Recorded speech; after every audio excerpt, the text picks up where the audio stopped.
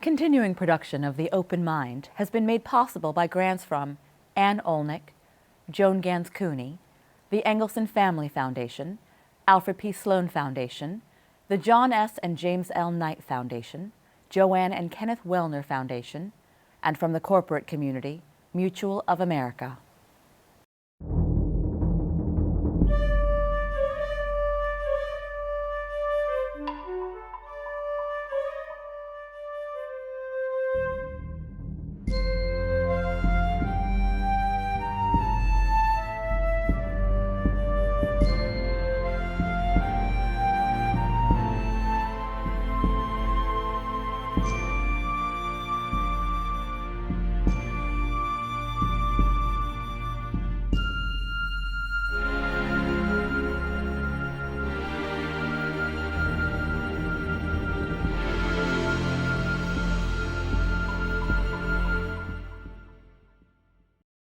I'm Alexander Heffner, your host on The Open Mind. Did they delete the models, the algorithms, the software, the intellectual property that they derive from having the data in the first place? That's the only question that matters. So asked the digital rights advocate David Carroll, a professor at the Parsons School of Design at the New School in New York, who is suing Cambridge Analytica through the United Kingdom's Data Protection Act for stealing user data and undertaking vast information warfare against Western democracies. At least that is the insinuation. Technically, I haven't filed a lawsuit. I've filed a claim for pre-action disclosure. So we're asking the judge to force them to disclose what we can file as a lawsuit. The beauty of that is if the judge forces them, that is Cambridge Analytica, to disclose, then we don't need a lawsuit because we'll get what we're after. Those are the words of my guest today. And since Facebook disclosed that Cambridge Analytica had violated its terms of service to snatch the private data of users without their consent, the latest bombshell in this rapidly paced story is that the analytics front, perhaps an espionage operation, assigned non-U.S. citizens to message for the Republican candidates in 2014. There seem to be ever-evolving details every day on this story, David. It's exhausting to keep up with it, but I'm trying my best. And what do you attribute this high-velocity movement? You know, the fact that Facebook, were they trying to preempt something here by making what was, in their mind, not in the public's mind, a transparent disclosure? Why do you think the chips have fallen so rapidly now? Well, it's been a long time in the making. It's been more than a year in the making. A lot of people knew this more than a year ago, and it's just been a matter of building up the potential for all this to come out, and for, in particular, the whistleblowers to gain the protections they needed to come out with these stories. But in terms of Facebook jumping ahead of the story, a few reporters have told me this is Facebook's tendency, that what happens is reporters call Facebook to do fact checks, which tips Facebook off on these stories, and so then Facebook goes and updates their company blog and basically scoops the reporters on their own stories to try to get ahead of the narrative. And I actually think, David, they had the idea that this was going to be viewed positively, that this was going to be viewed as openness and disclosure, and this was not going to lead to their market value diminishing, their trust ensnared in scandal, and the reality, which is that there is a true deficit of trust right now. Yeah, the whole industry, not just Facebook, but I think the entire advertising complex has not wanted to hear me for years now warn them that their whole enterprise is going to blow up in their faces. And it did. Well, it blew up in their faces. There is the expectation, since Facebook became a for-profit entity, that they are going to engage and maximize their profit, their bottom line, as any publicly traded company would, to appease their shareholders.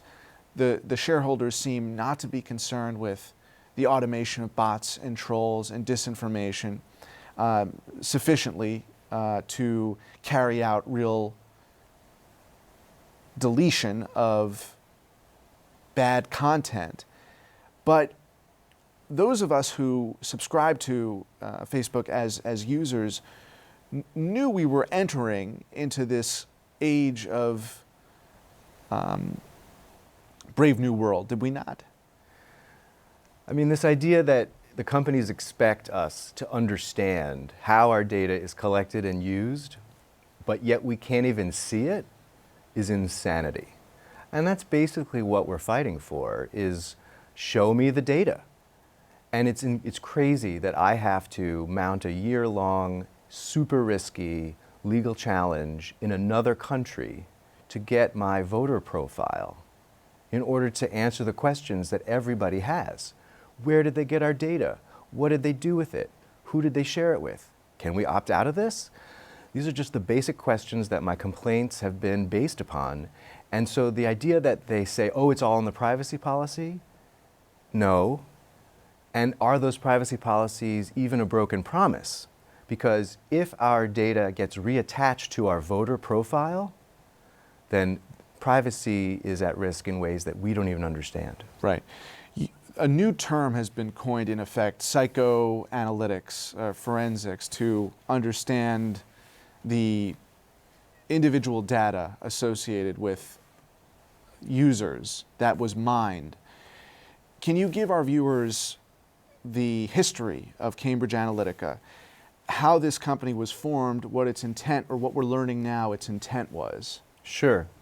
So the research field, psychometrics, has been around for a while, but it really advanced at Cambridge University in their psychometrics center. 3 scholars, Michal Kaczynski, who's now at Stanford, David Stilwell, who's still at Cambridge, and Dr. Alexander Kogan, who is now this mysterious figure in this whole controversy. The 3 of them did a lot of the research and published a lot of the early papers on this idea. And the key idea is that we give away a lot more of our personality traits than we realize, simply by clicking like in Facebook. And when they can examine a huge data set of many millions of people, they can figure out how people are similar to each other. And that's sort of this idea that you can measure people's personality against the averages. And they have created a scheme to do this and to sort of map out people's outlying traits. Separate from this, many years ago, was a company called Strategic Communications Laboratories, which was basically a commercial psychological operations firm that served militaries and governments, and as well as did sort of, quote, election management for politicians around the world. And as we see from the Channel 4 Sting videos, you know, this is really unsavory espionage, commercial compromat kind of work, which is really unsavory and very unsettling. But back in 2014, 2015, a company was formed out of the research at Cambridge University, and as it's reported by Christopher Wiley, one of the whistleblowers, that they basically created this company for Steve Bannon. And Steve Bannon apparently named it Cambridge Analytica, and they set it up near the Cambridge University campus to give it the air of that it was an academic entity, but it was really a commercial attempt to bring data and data operations into the SCL suite of services, and also to create a brand to enter into American politics and beyond. How does this disclosure with Cambridge Analytica differentiate itself from the efforts in 2008 and 2012 to attract predominantly young voters to then candidate, then President Obama's campaigns? How is it different in terms of the harvesting of data and the cultivation of it through the political process? Yeah, this is important to talk about. So the first thing in the big picture to realize is every election campaign becomes more and more technologically advanced, that there really is an arms race between the parties.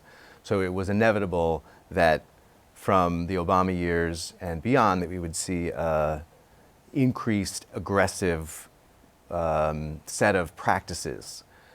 But what we didn't realize was that the industry would become internationalized, would become militarized, and would become embroiled in just crises of democracy around the world.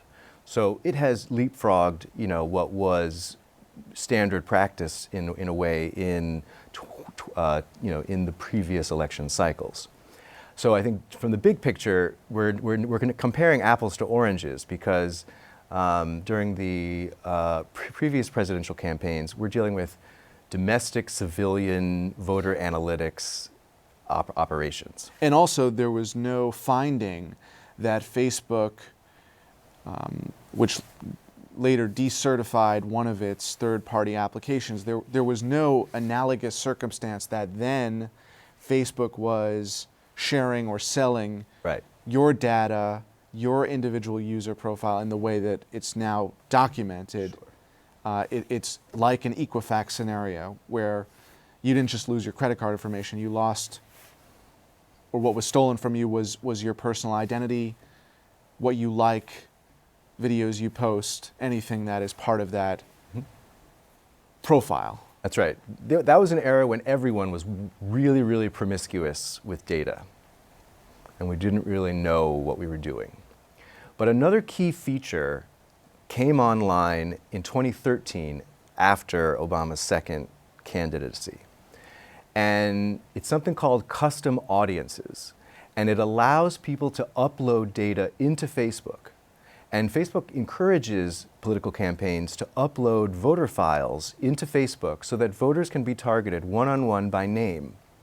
So this capability was simply not available during the Obama years and was a capability that we are really confident that was extensively used during the primary season and really intensively used in the summer of 2016.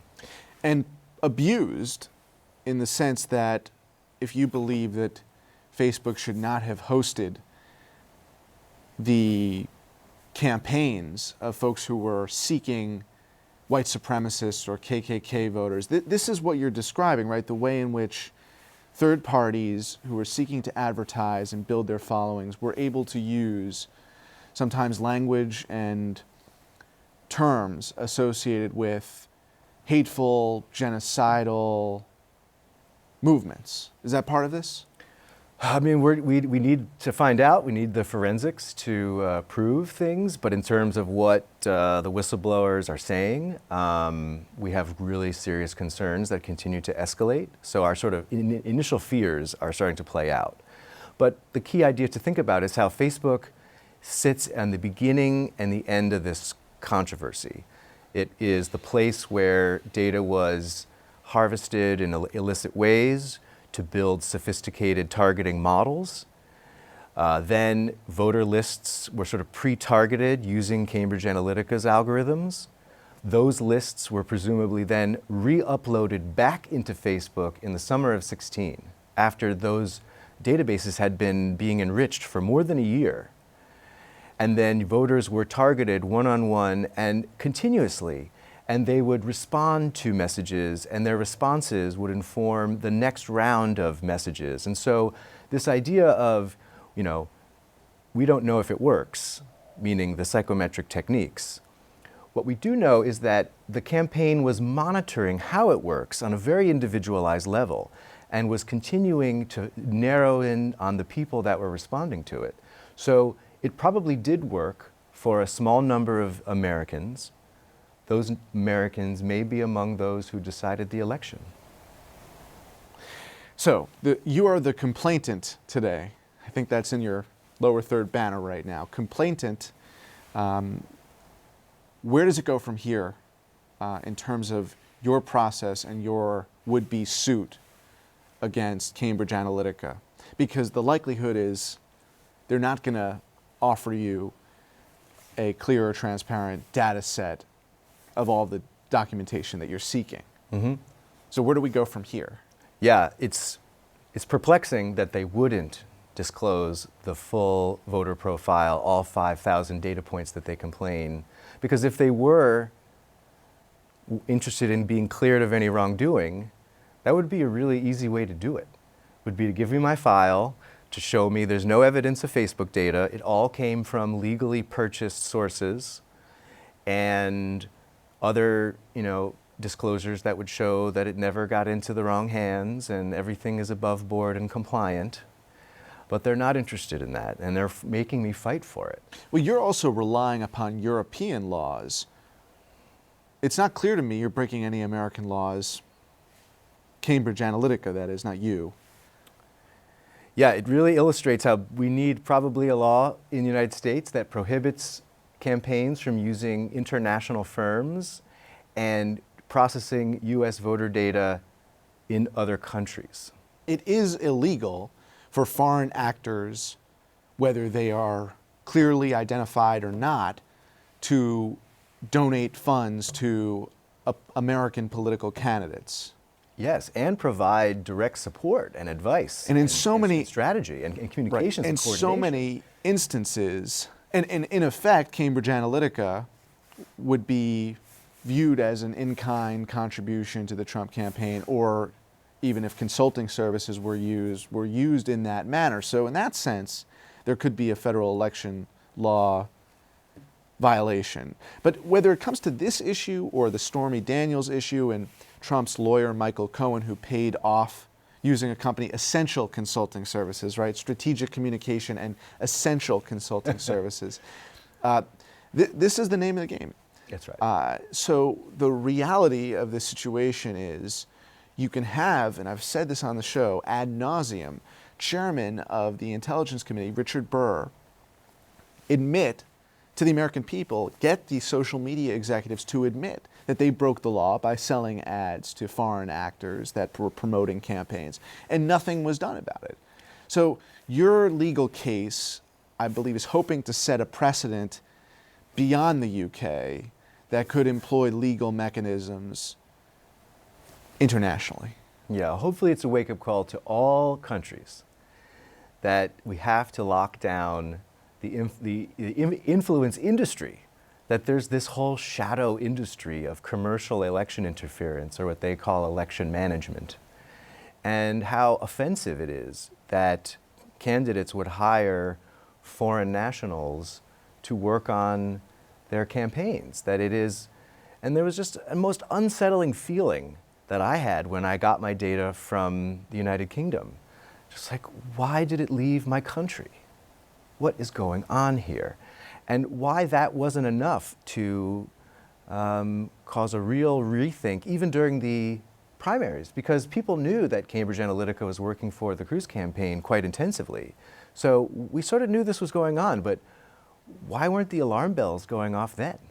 Maybe the alarm bells were not going off because in this country, if you watch the untold history of the United States, whether you're an Oliver Stone fan or not, you see the very real stories. One I'll point to is Chile, where the United States government propped up Augusto Pinochet and did so for 2 decades plus.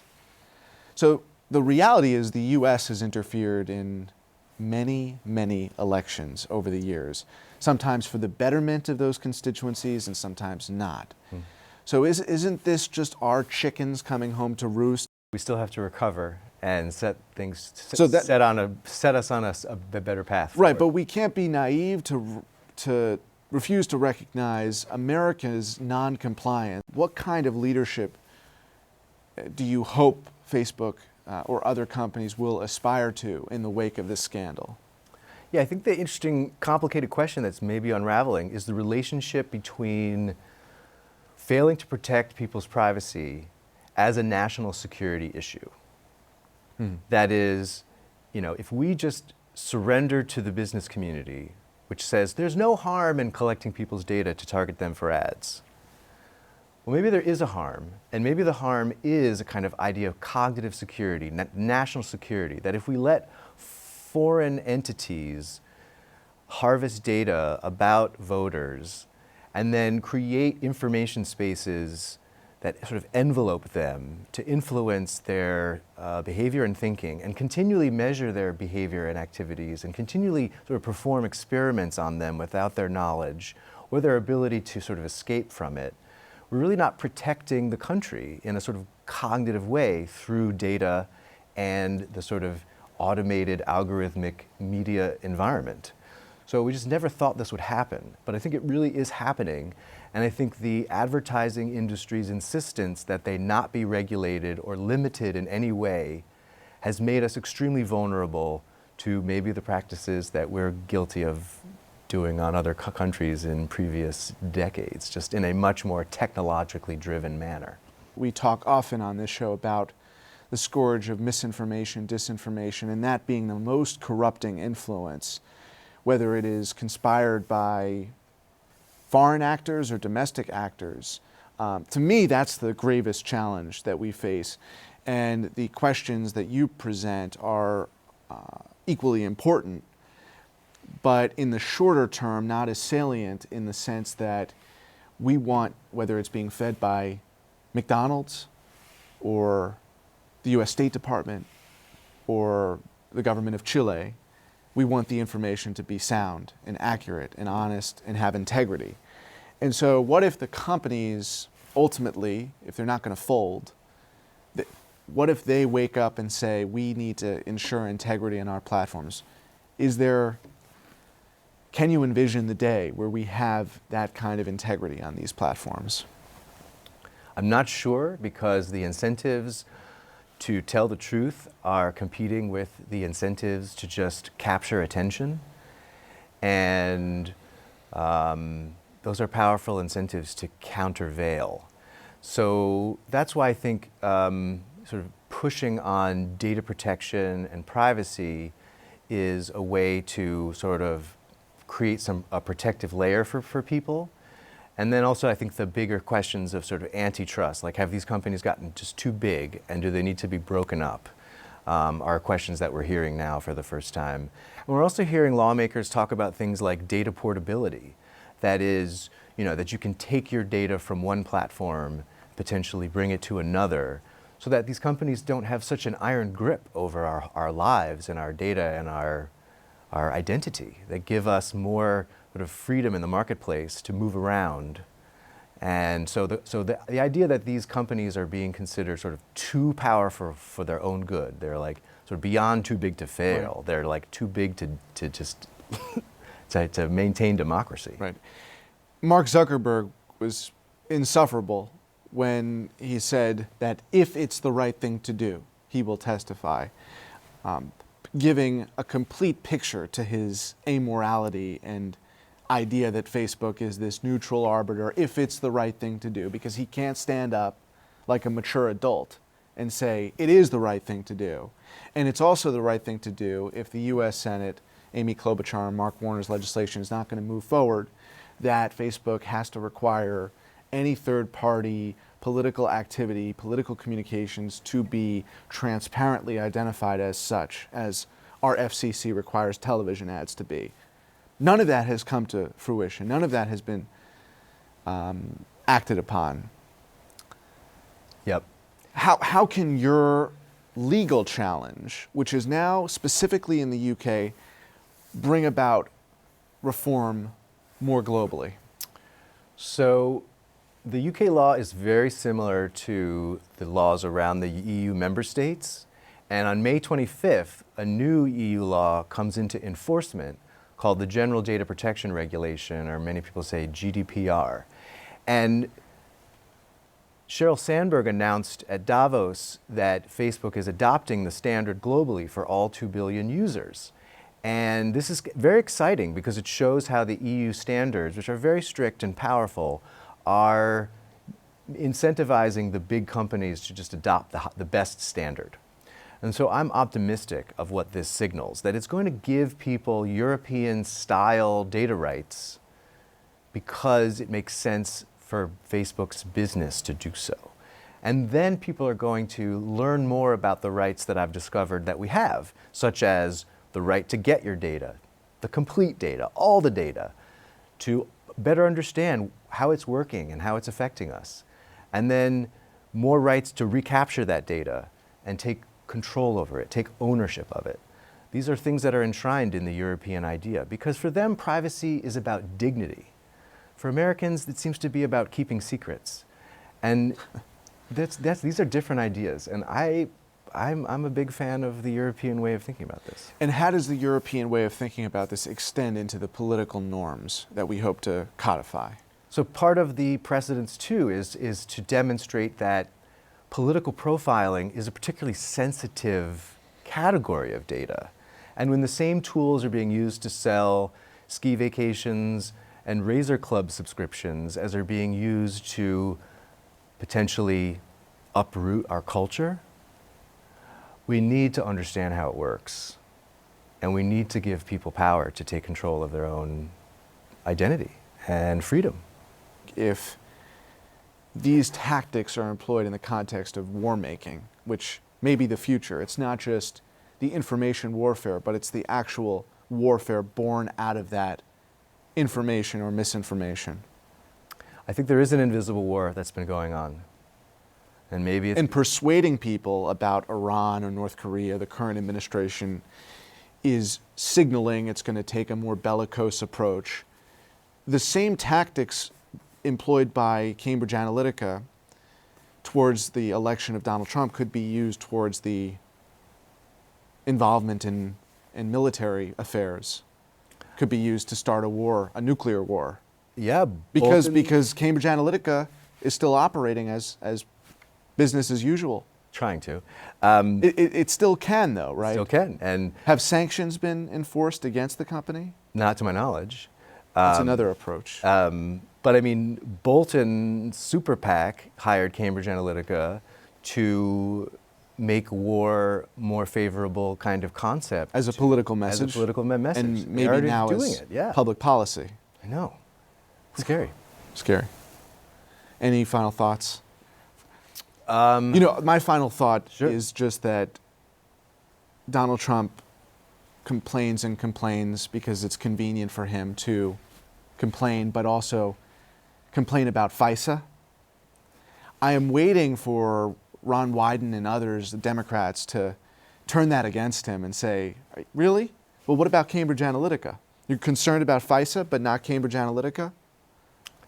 Yeah, no, it's... I refer to the FISA warrants that he claims that he was a victim of surveillance. Yeah, potentially every single U.S. voter was the victim of incredible, unprecedented surveillance scheme by a foreign military contractor hired by the Trump campaign. And the fact that the president's data company was raided by the British authorities. Wow. So every time he says FISA, you say Cambridge Analytica. David, keep up the good work. Thanks for having me on. And thanks to you in the audience. I hope you join us again next time for a thoughtful excursion into the world of ideas. Until then, keep an open mind. Please visit the Open Mind website at 13.org/openmind to view this program online or to access other interviews. And do check us out on Twitter and Facebook at Open Mind TV for updates on future programming.